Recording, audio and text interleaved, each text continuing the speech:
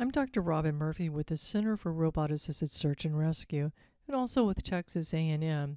Today I want to talk about 5 reasons why you should think twice before grabbing your UAS and heading to the Carolinas for Hurricane Florence. The first reason is that it's not ethical to self-deploy, as it takes away resources, things like food, gas, hotels, those sorts of things from the locals, and it places a burden on emergency services who have to be accountable for everyone in their jurisdiction, no matter if we say we're okay. A second reason is that it's not helpful to self-deploy for a couple of reasons. They probably don't need you. Counties typically have contracts already in place for inspection and mapping through civil engineering firms, and so self-deploying to map won't replace those contracts, and it's unlikely to be done to their standards anyway, so you're just duplicating effort. Now, of course, some groups within the county may not realize that there's this contract already in place, and so there's some confusion, but the default is that the counties will have that done. Agencies just can't change the way they do business to integrate your contributions on the fly. And for legal purposes, reasonably, a chain of custody is often required, validation of what you flew, who you are. And then there's that whole idea of organization of the data. An EOC, an Emergency Operations Center, can't just accept a thumb drive of unformatted data from anyone, and they don't really have a lot of time to go figure out what's on that drive. So the GIS or the planning sections are always overworked. So having just more data that they've never seen before from someone they don't know unexpectedly dumped on them means it won't be seen or opened until they finish all their normal emergency jobs, unless somebody specifically asks, which they aren't. They are trained to use the stuff that they're already trained to use, not opportunistically stuff dumped on them. And so this means in practice, nobody's ever going to look at that data if you just drop it off. The third point is it's really kind of dubious to rely on a friend of a friend. So one of the things we saw in Harvey is that people didn't realize that emergency management has a very specific procedure for requesting resources, including volunteers. And this is normally formally coordinated, so it can be documented for reimbursement, or even, probably even more importantly, for legal accountability of who is on site, who is involved, and who is actually legally involved in the response. So getting a friend in public safety to invite you may get them in trouble because they may have violated the instant command system that's in place without realizing it because they're not familiar with how to request resources. And so they said, sure, come on down, and that may not be the way to go. A fourth thing to think about is a good pilot. You can be a great pilot, but you may not be prepared to fly to disasters because disasters are different. The rules are different. There's legal and FAA regulatory rules that apply to everyone. So there's legal rules that apply, like evacuation orders.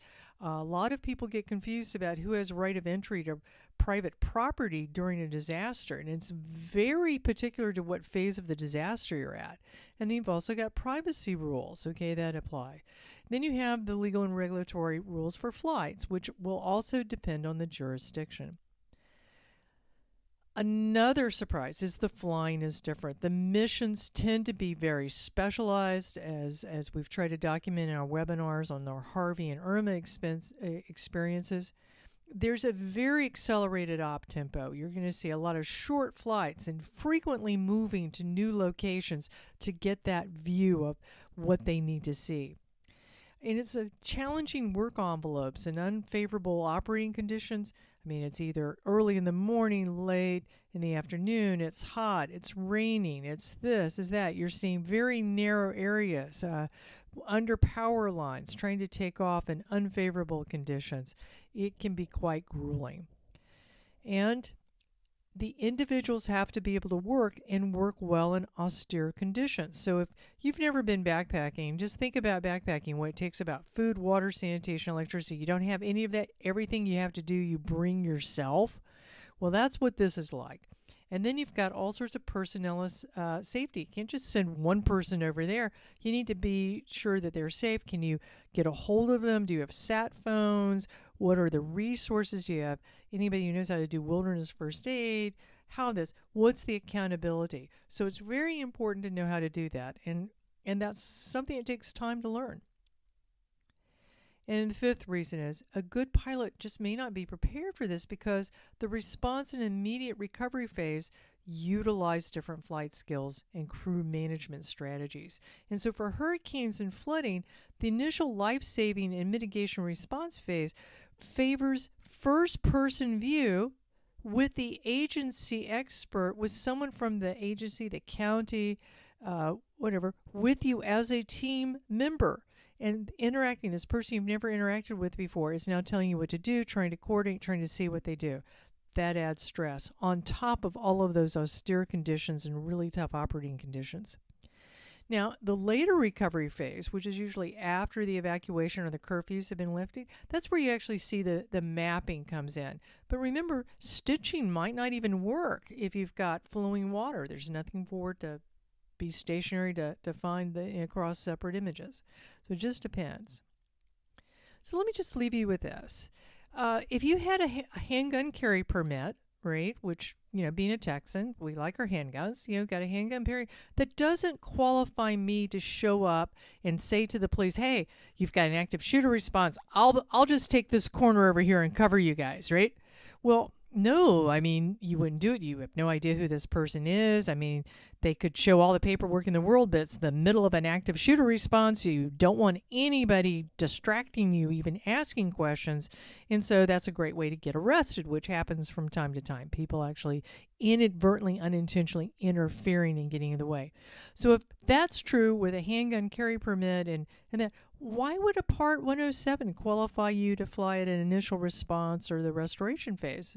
It just, no, you need to be there in advance, being the equivalent of a deputized person. You need to be integrated in there.